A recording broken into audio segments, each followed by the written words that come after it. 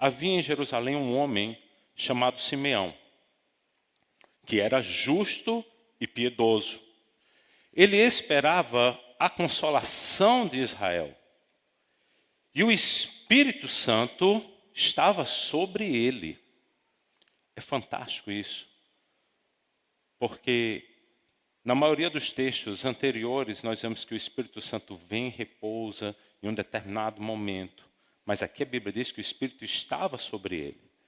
Fora-lhe revelado pelo Espírito Santo que ele não morreria antes de ver o Cristo do Senhor. Movido pelo Espírito, foi ao templo. Quando os pais trouxeram o menino Jesus para cumprir o que requeria o costume da lei,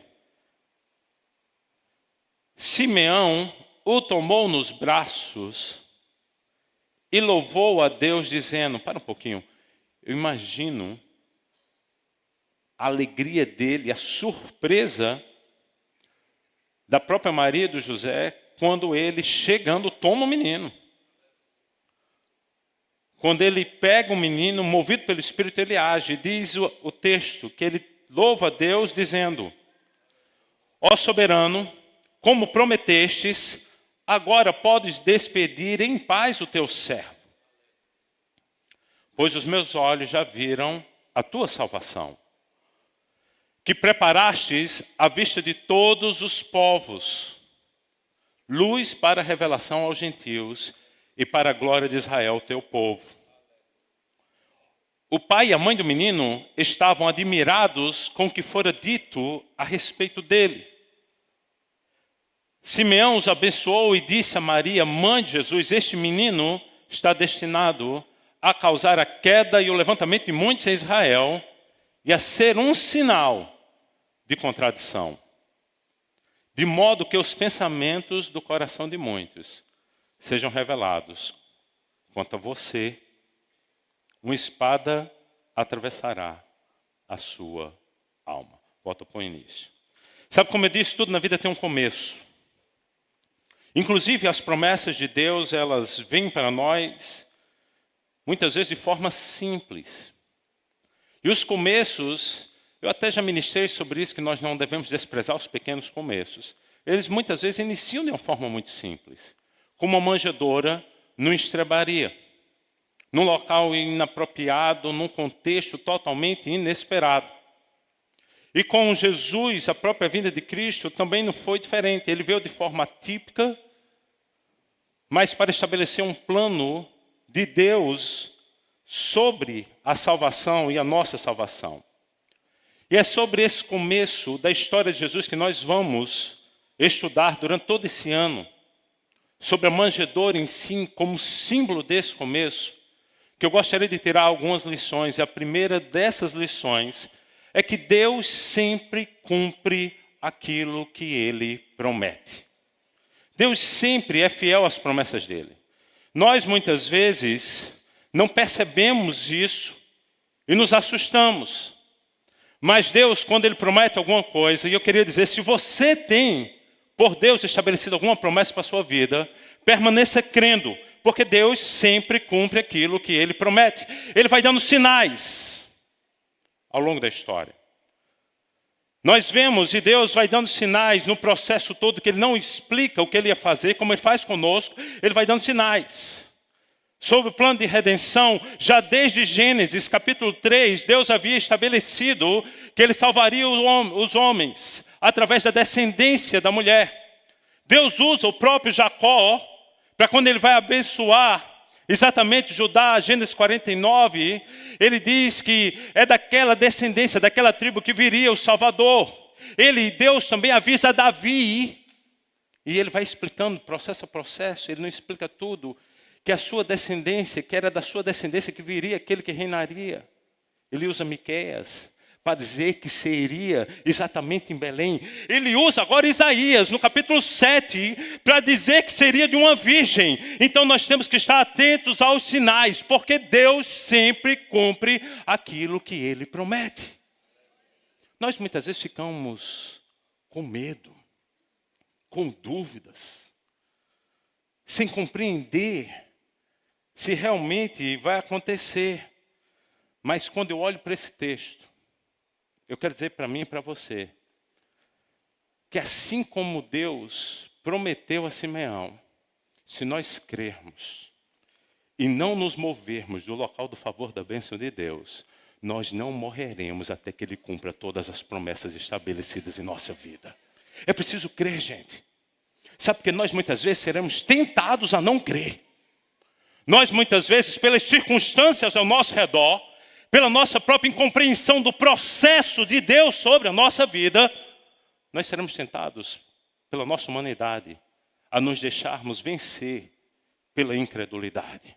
Mas eu queria dizer para você, em nome de Jesus, que aprenda a se mover, não pelo que você vê, mas pelas promessas, como diz o texto. Mova-se pelo Espírito. Diz que ele, movido pelo Espírito, ele foi e viu cumprida a promessa. Então creia que tudo que Deus lhe prometeu, ele vai cumprir. A segunda lição que eu tiro da manjedoura é que o aparente silêncio de Deus não significa que Ele nos abandonou. Porque muitas vezes Deus fica em silêncio. Entre a promessa e o cumprimento, dizem os estudiosos que passaram mais de 400 anos. E eu confesso que eu tenho muita dificuldade de lidar com o silêncio de Deus às vezes.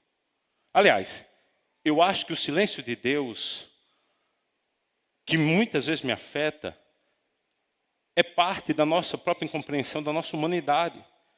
Porque o próprio Cristo, quando Ele está no seu ponto mais humano, mais frágil, Ele se incomoda com o silêncio de Deus ao dizer: meu Deus, por que me abandonastes? Sabe? Mas a palavra nos ensina que o silêncio de Deus não significa que Ele não está agindo. Só significa que ainda não chegou o tempo dele cumprir as promessas. Sabe, muitas vezes Deus vai preparando o caminho. Eu amo quando Paulo diz em Gálatas capítulo 4, verso 4, quando ele diz assim: na plenitude dos tempos, Gálatas 4, 4, Deus enviou o seu Filho. Deus prepara o caminho. Tem um livro, que se você puder depois ler, diz a história da interpretação bíblica. Ele vai dizer que é Deus, nessa plenitude dos tempos, é que Deus preparou todo o ambiente do mundo para receber a Cristo. Deus preparou o Império Romano. O Império Romano tinha estradas. Deus preparou um idioma, havia um idioma comum entre todos. Deus preparou a própria nação de Israel para que ele pudesse, digamos assim, compreender. Deus preparou tudo para que se cumprisse aquilo que ele havia estabelecido. Então, no nome de Jesus, compreenda que o silêncio de Deus não significa que ele revogou a promessa, só significa que ainda não está no tempo de você receber a promessa. E muitas vezes ele vai preparando a nossa vida para que a gente não desperdice a promessa. Por isso aguarda e continua crendo no favor de Deus. Nós precisamos muitas vezes entender isso. Compreender que Deus é aquele que converge tempos, pessoas, situações para cumprir na plenitude do tempo daquilo que Ele estabeleceu para nós, a bênção dEle. Sabe, eu amo quando o Eclesiastes, Salomão diz que há um tempo apropriado para todo o propósito estabelecido nos céus. Nós muitas vezes é que não compreendemos. Nós nos apressamos, nós ficamos ansiosos, nós lutamos por aquilo que ainda não é chegado o tempo. Mas nós precisamos compreender que Deus tem um tempo. Por isso a manjedoura me ensina que Deus não revoga promessas. Deus é fiel à aliança. Nós é que precisamos compreender isso e entender que para Deus não há impossíveis. Nós muitas vezes, quando recebemos promessas diante das nossas circunstâncias, diante daquilo que está ao nosso redor, nós começamos a racionalizar. Eu confesso que eu tenho essa tendência a racionalizar. Talvez por isso, Deus muitas vezes me tira o controle das coisas. Não sei se como eu, você gosta de ter o controle. Não sei se como eu, você gosta de saber de uma forma previsível o que vai acontecer. Mas Deus é aquele que controla as coisas. E muitas vezes nós ficamos como Maria, quando chega a promessa, questionando: como? Se eu sou virgem? Como? Se eu sou pobre? Como? Se eu não tenho quem me ajude? Como? Se os meus pais não me apoiam? Como? Se as pessoas que estão ao meu redor não compreendem? Como? Nós temos a tendência de racionalizar e de limitar Deus às nossas próprias circunstâncias e incompreensões, sem compreender que Deus é aquele para o qual, como disse o próprio anjo a Maria e próprio Jesus, quando olha para o pai daquele menino endemoniado, diz assim: para Deus não há nada impossível. A manjedoura me ensina que o mesmo Deus que foi capaz de, pelo Espírito, engravidar uma virgem, é o mesmo Deus que foi capaz de ressuscitar mortos. É o mesmo Deus que continua agindo no coração de pessoas hoje. É o mesmo Deus que continua curando. É o mesmo Deus que continua levantando pessoas. É o mesmo Deus que continua mudando histórias. Porque para Ele não há impossíveis. Nós muitas vezes não recebemos o que Deus tem para nós, não porque Ele não nos queira abençoar, mas pela nossa incredulidade. Eu amo um texto que está lá em Marcos capítulo 9, 23. Quando Jesus olha para aquele pai que diz que os discípulos não puderam expulsar o demônio que estava no menino, e diz assim: se tu podes fazer alguma coisa por mim, por nós, faz. Marcos capítulo 9, 23. Vai dizer que Jesus: se eu posso, disse Jesus, na verdade é se você crê. A incredulidade é que muitas vezes nos impede de viver o plano de Deus. Quem aqui tem promessas do Senhor? Levanta a mão, se você realmente tem. Então continua confiando em crer, meu irmão. E se entrega no nome de Jesus. Porque Maria só foi capaz de viver o que Deus tinha estabelecido para ela, porque ela se entregou. Deus é educado. Deus não nos força absolutamente nada. Mas nós temos que aprender que, como Maria, no capítulo 1, verso 38, ela diz o seguinte: que se faça em mim, Lucas 1, 38, que aconteça comigo, conforme a tua palavra. Se entrega e continua crendo, porque Deus é sempre aquele que o que nós não temos para viver o propósito, para viver aquilo que Ele estabeleceu, Ele faz chegar até nós. A manjedoura me ensina isso. Porque eu vejo um casal pobre, em condições adversas. Eu vejo uma mulher com a reputação difícil pela incompreensão dos que estavam ao redor. Eu vejo agora eles surpreendidos pelo plano de Deus. Quem foi que Deus muitas vezes não nos surpreende?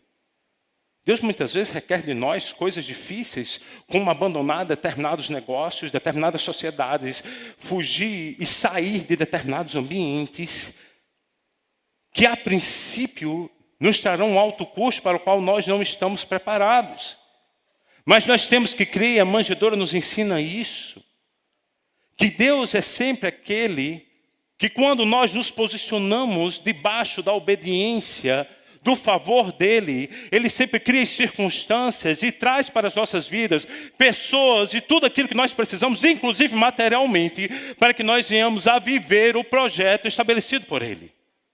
Quando eu olho a manjedoura, eu vejo Deus movendo homens de longe, conectando, para trazer a Maria e a José aquilo que eles precisariam no momento certo. Mas há um ponto aqui no texto da história do nascimento de Jesus que é preciso compreender, que é preciso que a gente entenda, que é necessário que a gente permaneça debaixo do favor de Deus, da obediência. Gente, nós gostamos da bênção, todos gostamos, mas há um segredo. A bênção, ela é precedida pela obediência. A bênção é precedida pela nossa renúncia em razão da fé. Porque muitas vezes, para alcançarmos o que Deus tem para nós, nós teremos que lutar contra a nossa própria vontade e desejos.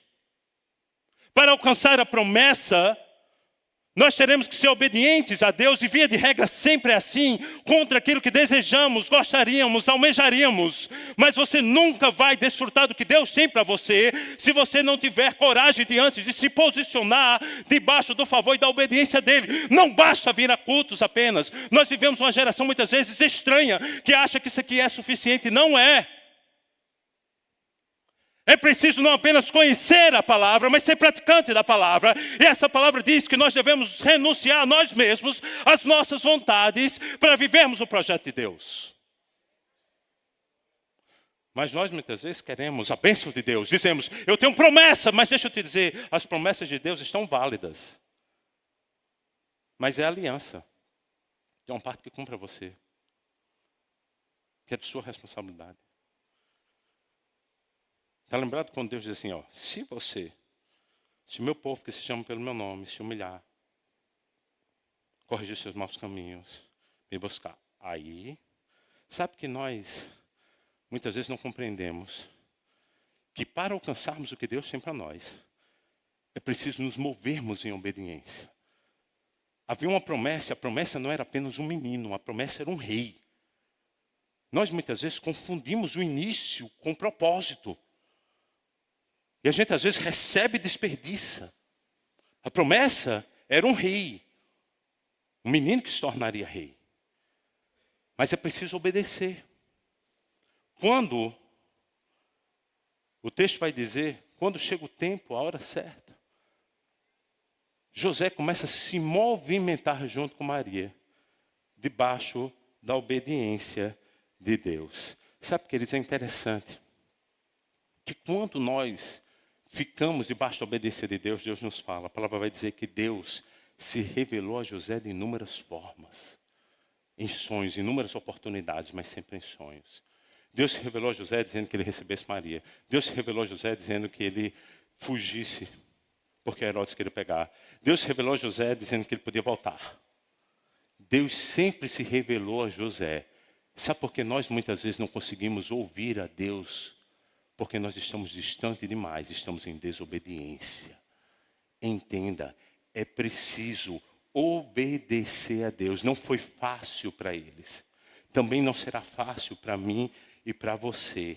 Mas é preciso obedecer para alcançar o favor de Deus. Sabe, Deus é aquele que continua fazendo coisas inesperadas. Mas a gente precisa obedecer e crer. E precisa, uma vez alcançada a promessa, aprender a consagrar. Nós somos especialistas em pedir. Para um pouquinho. Seja sincero com você mesmo. Nas suas orações, você agradece mais ou pede? A gente só pede, via de regra. Muitas vezes nós estamos só pedindo. Senhor, me abençoa, Senhor, me livra, Senhor, faz isso. E não está errado em pedir. A Bíblia diz que as nossas petições devem ser conhecidas diante de Deus. Mas o problema é que nós só pedimos. E esquecemos muitas vezes de agradecer. E a manjedoura me ensina que nós precisamos consagrar tudo aquilo que nós recebemos. O texto vai dizer, e é exatamente esse texto que nós lemos, que chegado o tempo certo, Maria e José vão ao templo consagrar Jesus. Aprenda uma coisa, a gratidão atrai novas bênçãos. Nós muitas vezes pedimos e quando recebemos não consagramos. Desde uma criança até um carro, ao emprego, relacionamentos. Tudo que nós recebemos da parte de Deus deve ser devolvido a Ele como motivo de gratidão e reconhecimento. E quando nós nos posicionamos em gratidão, nós recebemos dele novas bênçãos. Sabe, no nome de Jesus, compreenda que você tem que consagrar aquilo que Deus tem lhe dado. Sabe que nós muitas vezes perdemos, porque não honramos a Deus, não consagramos. Me lembro agora, como eu digo que a gratidão é a chave para novas bênçãos, que quando Jesus cura os 10 leprosos, apenas um volta. E o que não era crente no nosso contexto de hoje. Porque Jesus olha e diz assim, não eram 10? Só esse samaritano estrangeiro voltou? Cadê os outros? Sabe que nós muitas vezes somos assim. Nós não gratidamos, não agradecemos, não reconhecemos, não consagramos. Tomamos para nós a glória, tomamos para nós o louvor e esquecemos de exaltar o Senhor. O que você precisa consagrar, meu irmão? Muitas vezes nós estamos perdendo coisas, bênçãos, oportunidades, paz, porque nós não sabemos e não temos honrado a Deus. Aprenda a honrar a Deus e compreenda que tudo que vem para as nossas vidas exigirá de nós esforço, cuidado, um preço. A manjedoura me ensina isso, e essa talvez seja uma das maiores lições da manjedoura. Porque agora estavam eles totalmente envolvidos com um plano novo. Nós muitas vezes recebemos, oramos a Deus, recebemos de Deus bênçãos, talentos, oportunidades e somos negligentes. Queremos apenas que Deus faça e não compreendemos que no plano de Deus há sempre uma parte nossa. Deus nos envolve em tudo, absolutamente tudo. É só você olhar a história, inclusive, de boa parte dos milagres operados pelo próprio Cristo. Vai, dos leprosos que eu acabei de citar, apresente ao sacerdote. No caminho eles são curados. Vai, lava o teu rosto. Tira a pedra. Desata. A todo tempo Deus está nos envolvendo nos projetos. Vê uma criança, um novo sonho. Agora, existe um preço a ser pago de renúncia. Assim também é comigo e com a sua vida. Se você realmente quer viver aquilo que Deus tem estabelecido por você, entenda que no processo há um preço a ser pago. E muitas vezes esse preço vai, pela renúncia, ferir a sua alma. É profético, gente. Mas o próprio Jesus já disse que o seria. Quando Simeão olha para ela assim, a sua alma vai ser transpassada, ela não vai morrer. Porque depois ela vai ver estabelecido. Mas a alma e os sentimentos, o seu coração vai doer. Tem horas que nós vamos seguir a Cristo, não porque nós estamos nos sentindo bem. Tem hora que nós vamos permanecer crendo, não porque estamos felizes. Tem hora que nós vamos permanecer confiando, não porque as circunstâncias são favoráveis. Nós o faremos porque cremos no Senhor e por isso pagaremos o preço. O próprio Jesus disse que se qualquer um de nós queremos segui-lo, devemos tomar uma cruz de renúncia, não é de pecados, é renúncia. E carregá-la dia após dia. E sem sacrifício nós nunca alcançaremos o céu. No processo, e é no processo, que Deus vai nos moldando para que a gente compreenda e possa viver o projeto. Sabe, se Deus entregasse tudo que Ele estabeleceu para nós de uma vez só, no início, nós desperdiçaríamos. Nós não saberíamos dar valor. Nós não saberíamos cuidar. Nós não daríamos o real crédito ao Senhor. Por isso que Deus vai nos aperfeiçoando, como diz o autor de Hebreus, o próprio Cristo foi aperfeiçoado pelas dores, e é no processo que nós somos aperfeiçoados. A manjedoura me ensina que tudo na vida há um processo, tudo na vida há um comprometimento, tudo na vida exige um preço nosso, inclusive de renúncia. Havia uma criança nova, um adolescente, ela agora teria que saber cuidar daquela criança. Ela antes não estava preparada. Havia o julgo, as pessoas julgando. Sabe que quando você decidir realmente, quando você decidir, se é que você vai decidir, realmente ser crente, as pessoas vão lhe julgar? Quando você decidir se posicionar nos seus negócios, as pessoas vão lhe julgar. Quando você decidir se posicionar na sua família como crente, eu não faço, eu não bebo, na minha casa não tem bebida, eu não participo desse tipo de festa, as pessoas vão lhe julgar. Vai fazer parte. Mas o que é que você está atrás? Da compreensão dos homens ou do favor de Deus? Essa é uma grande coisa que nós temos que entender. Tudo de nós vai exigir que a gente faça a nossa parte. Porque Deus sempre faz a parte dele. Quando Maria e José cuidavam de Jesus, e que aqui entre nós nunca estaremos preparados totalmente, nós vamos vivendo e Deus vai nos moldando. Eu imagino Maria com todo aquele contexto diferente, mas Deus vai nos moldando. Deus é aquele, como eu disse, que traz até o que nós precisamos.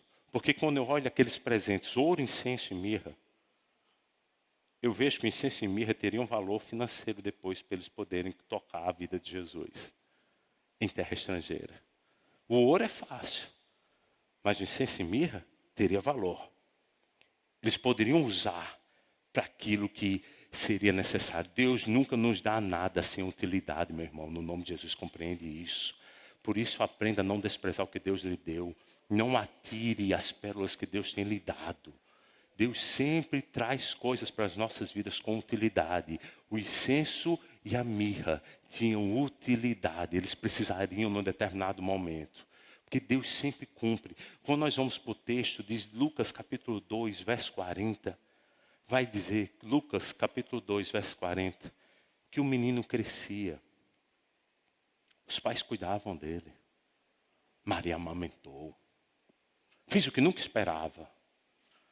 José ensinou a ele o ofício, por isso que ele era conhecido como carpinteiro. O menino crescia, tem coisas que você tem que fazer. Tem coisas que você tem que cuidar. E se fortalecia. E enchia de sabedoria. Parte humana. A parte humana termina aí. Tudo o que José e Maria podiam fazer, faziam. E a parte de Deus. E a graça de Deus estava sobre ele. O que eu e você devemos fazer, nós fazemos, porque Deus sempre cumpre a parte dele.